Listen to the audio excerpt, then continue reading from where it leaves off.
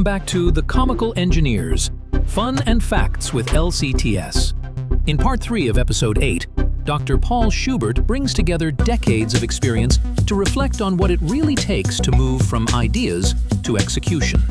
Building on everything discussed so far, this episode explores decision-making under uncertainty, adapting to changing realities, and the mindset required to take on long-term challenges. As the conversation unfolds, Paul shares insights shaped by both success and setbacks, offering perspective on leadership, risk, and building something meant to last. Let's jump in. And for a while, I had said to myself, I'm not good at that. I can do the technical stuff. I can develop the team. I can develop the technology. But I'm not very good at raising funds. And you can talk yourself into things and kind of categorize yourself. But I had sorted through a lot of the business things. And so then Velocys kind of went through its ups and downs and trying to figure out what it was doing, and really began to focus on the renewable space. Left there in 2018, did a little bit of consulting, helped a group that was also trying to be in this renewable space, and watched them work on raising funds, and not particularly successfully, and thought, I think I can do this. And I think I can really make it work. And so, but there were some conditions that I put on it. It's like, okay, I got to get the seed money. And I spent all these years developing technology, some of them successful, some actual products introduced into the market, but some not so successful. And I think as a technology developer, I learned that we get in love with our own technology. And typically, I would say the people who want to buy it, they're looking for a solution to their problem.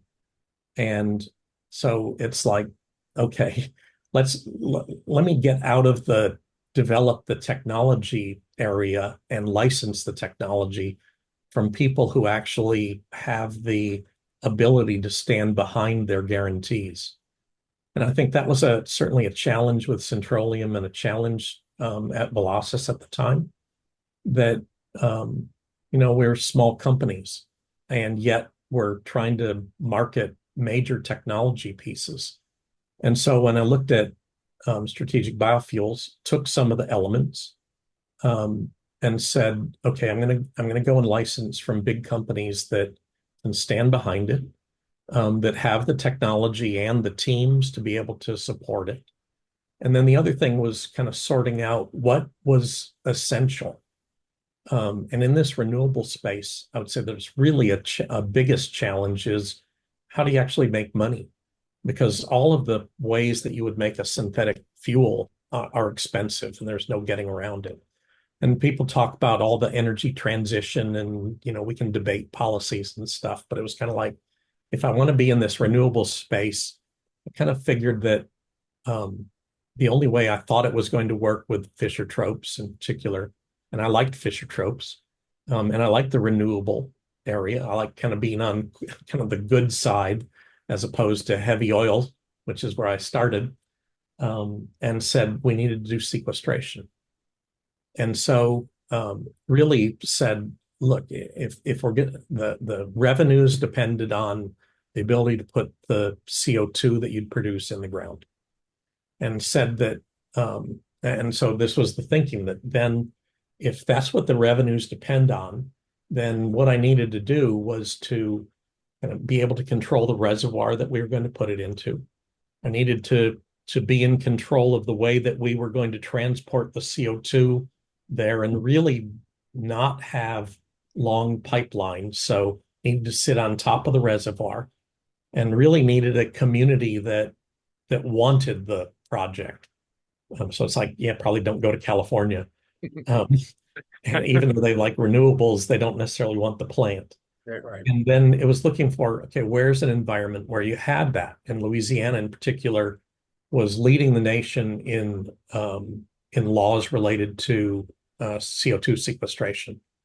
And I know people don't necessarily think about Louisiana as being innovative, but they actually were. It was a an ex-engineer for one of the major oil companies, was in the state legislature and said sequestration is the future. And so they actually defined who owned the subsurface space where you would put the CO2, pore space, said it's the surface owner, and then gave eminent domain rights to projects that would, so that you could get all of the surface and subsurface space you needed. There was an overabundance of wood in the area. And so kind of targeted Louisiana is where we would put it, and then set about raising funds.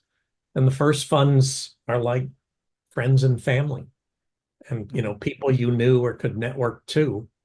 And I would say out of that first $5 million that we raised, we spent $4 million on drilling the first sequestration test well, a class 5 well in Louisiana.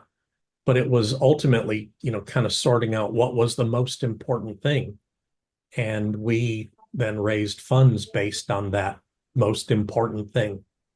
And we've, spent time in the community. Right now, I'm speaking to you from my office at the project site in Columbia, Louisiana, and trying to spend half time here.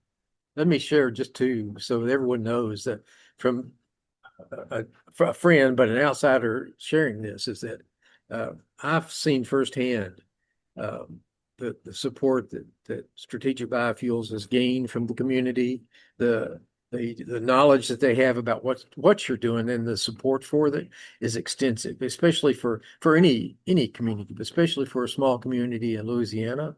I tell you, there's nothing but an impressive sight to see there. So that home, that family that you found there has definitely, I think, accepted you from an outsider's point of view in terms of what you're doing, what you're trying to do for the community, the jobs that you're going to provide for the community, create for the community, and the sustainability of those jobs. And I think they've just embraced you, and you likewise to them. So there's nothing but a positive, much more than you'll see on 90% of the developed projects, not only in Louisiana, but just in the Gulf Coast region as a whole. You guys have got a star relationship there with the community. There's no doubt about that. It's been great. We actually, I started with, I think, 24 different sites potentially in Louisiana, working with Louisiana Economic Development to find certified industrial sites. Narrowed it down to a dozen. From there, narrowed it down to 3. But what actually made this particular one stand out, well, one, the location. It was on a river, so you could bring modules up from the Gulf Coast. It was there was a Union Pacific main line beside it. There was a 4-lane U.S. highway beside it, and it had a levee to protect you from flooding. So the site was great, but actually, out of all the places I visited and talked to the locals and met them at the potential site, the Caldwell Parish Industrial Development Board are the only ones who at the site asked this question: how can I help you? And then they did. They helped us find other investors. And actually, the first round of funds we raised, other than the true friends and family round, was what was actually we had 85% of the funds from Northern Louisiana, and kind of networked through. So it really does make a difference. And so you asked me kind of about being that entrepreneur. I would say we have put basically all of our money, all of our personal funds into the project, and that's what you do. We've gone times when we didn't have any income coming in, and we were living off of, sometimes even living off of fumes, and that's the risk you take. And you recognize that there's a potential reward. You have to be able to cast a vision of what you can do that's beneficial to the people who you work with, the people who will potentially give you funds, and then the community where you're going to operate. So, it's certainly, being entrepreneurial is not for the faint at heart. And, fundamentally, you have to believe that, you have a really good idea, that you have a plan on how you're going to execute it, and you can gather a team around you that that can do the things that you can't do. So I think that's, I've run into various project developers who think they can do everything, and you just can't. You got to have people who are smarter than you are around you, and that know things that you don't. And it's like early on too. We were working with the group. It was Coke Project Solutions, and they brought Eberhard in. And I'll tell you, Eberhard, we had a challenge in Louisiana, and Eberhard, you'll remember this. We had hoped we were going to find some green, relatively green or maybe grayish power. Yep. And Remember that. Yeah, and so we commissioned Eberhard to sort out, what's our solution to power. And we at the time we didn't know what the best was. And Eberhard, you looked at all sorts of power sources. What all did you look at? Do you remember? We looked at everything. We looked at solar. We looked at wind. Looked at hydro because of the river close by. Geothermal was not an option, unfortunately. And then, of course, we looked at biomass, which came out the winner. Just for that particular project. Yeah. So, and in fact, where we are right now, I think our goal was to make renewable fuel, liquid fuel. And we started out with renewable diesel. We made a switch to sustainable aviation fuel, or SAF. And, right now where we are in kind of current status, I think SAF by Fischer-Tropsch is really challenged. But I would say the power production, the renewable power, it's dispatchable 24/7, high availability, unlike wind and solar where, they're periodic. It's desirable, carbon neutral at a minimum, and then carbon capture from it, you generate various credits that are actually there, that aren't challenged currently. And so now it's become kind of the focus. So we've phased the project, and the solution that Eberhard came up with for us, which was you need to do biomass power, became the focus of what we're doing right now. Now we probably spent $10 million on working to get the Class 6 well permit for sequestration. And we think we're weeks away from having our draft permit.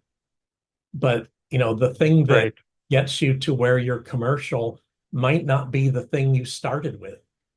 And, here we are, looking at really building a biomass power plant as the first phase, prove out the power generation, prove out that we can do the sequestration. Of course, we know from the injection testing and all we did with the Class 5 stratigraphic test well that the reservoir takes it, but you still got to prove as a developer you can actually do it. But it actually, the thing that we think is our first phase of success started with the work that Eberhard did that wasn't the original focus of the project. So I'd say the other thing as an entrepreneur is you have to face what the economic realities are, and capitalize on where things take you. Often not what you think. I'm muted, Stan.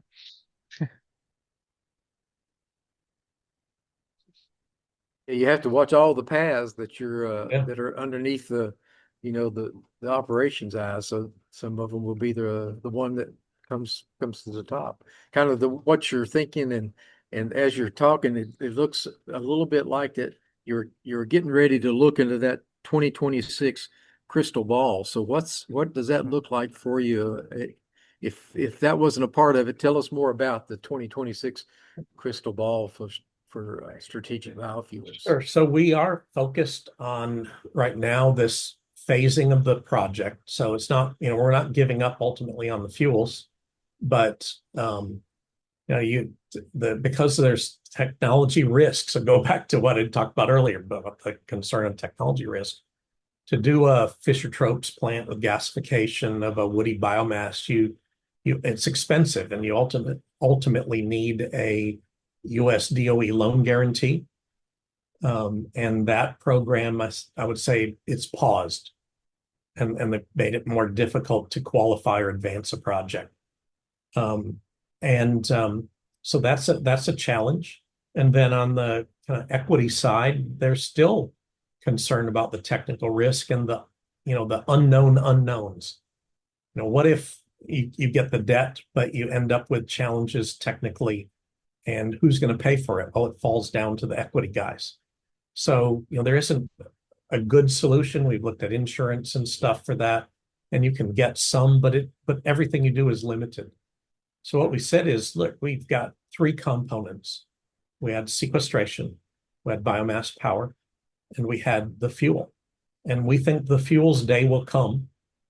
But right now there's a tremendous need for power, and honestly, a real need for renewable power. And even talking to the utility here in Louisiana, they'll tell you their industrial customers ship product to Europe. Their cross-border tariffs that are coming into place, they want renewable power. And it's been a challenge in Louisiana to get it.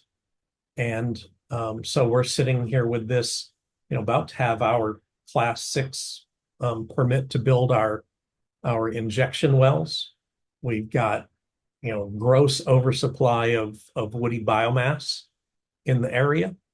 And, they grow 40% more trees every year, more wood every year than is harvested. And so, gross oversupply, it's sustainable. 100-year-old plantation pine forest industry. They'll plant 500 to 700 trees per acre to get it to the size, height, and diameter for lumber. They'll thin it down in 2 steps to 80 to 100 trees per acre. Thinnings used to go to the pulp and paper industry. That's in serious decline. And so those materials are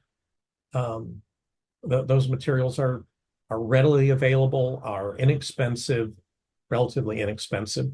Still an expensive, biomass power is not cheap, but you've got at minimum a carbon neutral fuel or feedstock and overly abundant. So it's like, well, let's build the things that make what people want to buy today, power. Yeah.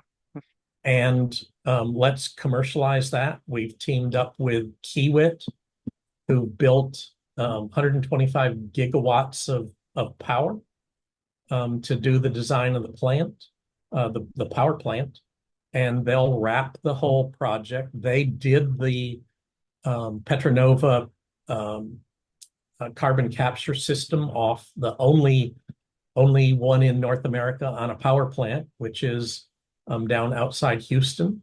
And that's owned by a partner of our project, which is Eneos Explora. So Kiewit built it, got it running. Eneos, I'll tell you, they debugged it, got it to run reliably. So, we've got a great partners there. And then in terms of the carbon sequestration, we've got lined up SLB, and it used to be Schlumberger, and Schlumberger, SLB, they've actually completed FEED for the project. So the plant for the sequestration reservoir, and they're best in class. And honestly, Kiewit's best in class. So the kind of 2026, we're looking at completing FEED on the power plant side of things, and then hope to, at the end of 2026, to be able to go to FID. Yeah, I think that's.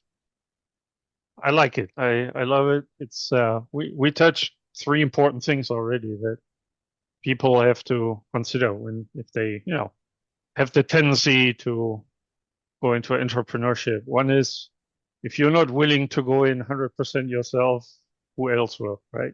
Yeah, that's one thing. So if you can't stomach the risk, why do you expect anybody else to do so? So that's one thing. You have to be in there 100% and bring everything to the table that you have. The second was, you have to You have to be smart enough and willing to adjust your business plan.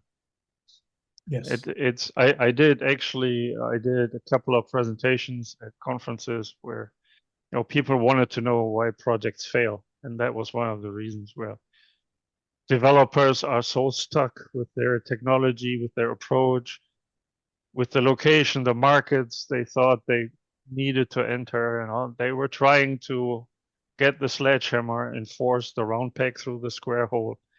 Yeah. And it didn't work. Instead of adjusting, and as you said, you look at the market, what are the people willing to buy today? Or, you know, where can I sell, or what kind of feedstock can I get, and what can I make out of it? And just try to adjust your business plan so that you have something that actually can survive in the real world, not only in your head or on paper. And then the third thing, and we haven't really talked about that yet in detail, is you have to be willing to learn new things. And I know that despite being a chemist who kind of learned to be or think like an engineer, you're also now, in my mind, an expert in forestry and forest management, because you had to learn where your feedstock comes from, and how it's being developed, and how to do that sustainably and yeah, correctly, so that you have all the certifications for, you know, to have the claim of being renewable in all aspects. Yeah, and that was a real challenge. We benefited we're part of this Alternative Fuels and Chemical Coalition, and they brought to us this opportunity that there was some funding from the U.S. Forest Service, and they were looking for proposals. We said, people don't understand what it takes to qualify wood under the renewable fuel standard. And if you call up the EPA, they'll give you different answers. And so we proposed a program that we work with the Forest Service and the US EPA to define what actually qualified under the renewable fuel standard. We spent 2 years working at it. And I'll tell you it was a challenge. But I would tell you, we had the deputy director of the EPA over the area, and she and her colleagues were extremely helpful. They wanted it to succeed. They didn't understand plantation pine forestry or, you know, forestry as a whole, and admitted that.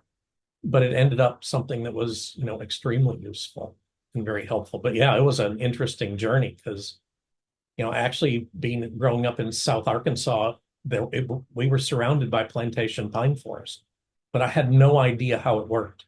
All I knew were there were row after row of trees.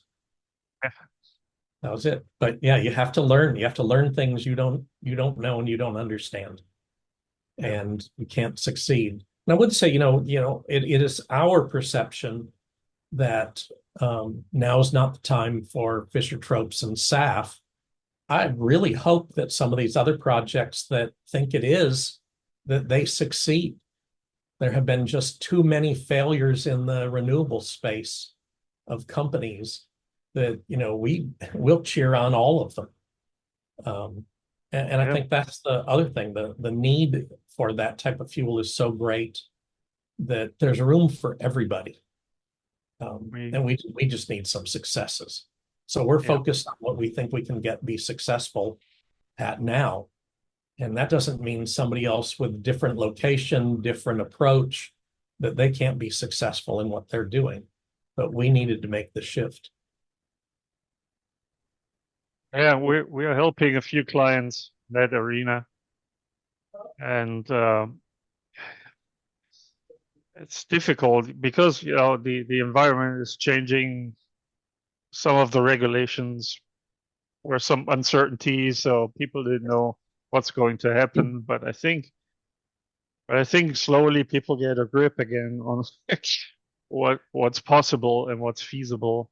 And I think there will be projects that will move forward, and we're hoping that we will be part of one of the big ones, and that people finally understand how to be successful in that arena, because I agree that industry needs success stories.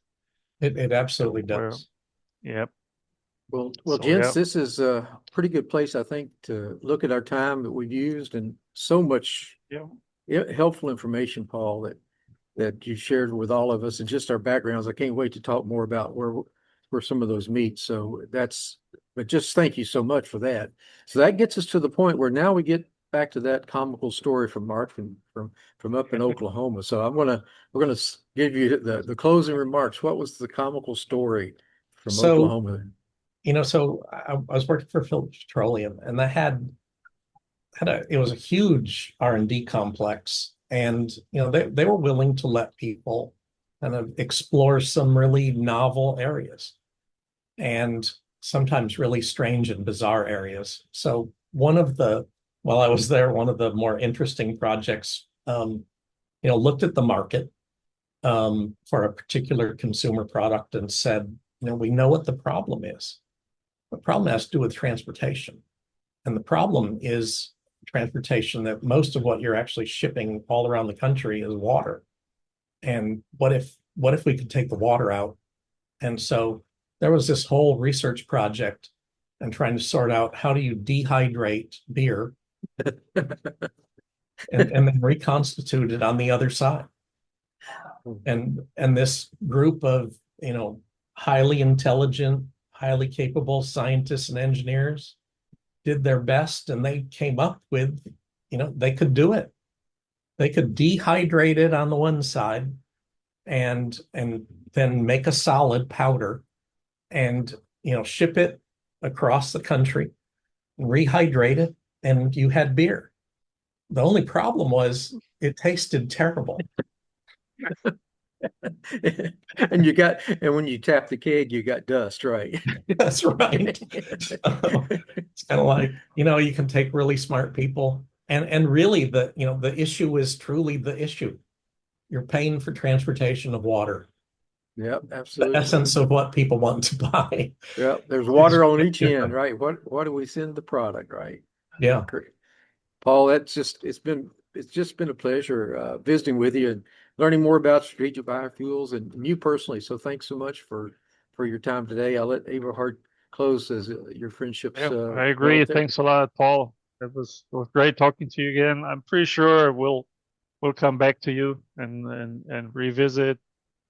Maybe once you've become the greatest renewable power producer in Louisiana or North America, or, sky's the limit there. Once you got a successful thing going, maybe it can be duplicated in other areas as well. So looking forward to that. Appreciate it. Story is really funny, although as a German, I'm slightly offended by people trying to dehydrate beer and create a powder. That just doesn't sit right with us. But thanks for sharing the story. Thanks for being our guest, and good luck with everything you're trying to do at Strategic. And say hi to the team from me. Very good. Thanks so much. I enjoyed talking to you guys, and I look forward to talking again. All right. Okay. That concludes episode 8 of the Comical Engineers, Fun and Facts with LCTS. A sincere thank you to Dr. Paul Schubert for sharing his journey and lessons learned along the way, and to Eberhard, Lucke, and Stan Spears for another thoughtful and engaging conversation. This episode reminds us that progress often requires patience, flexibility, and a willingness to rethink the path forward. If you enjoyed this episode, be sure to explore our other conversations and stay tuned for more stories from across engineering, energy, and industry. Follow, share, and subscribe. Until next time.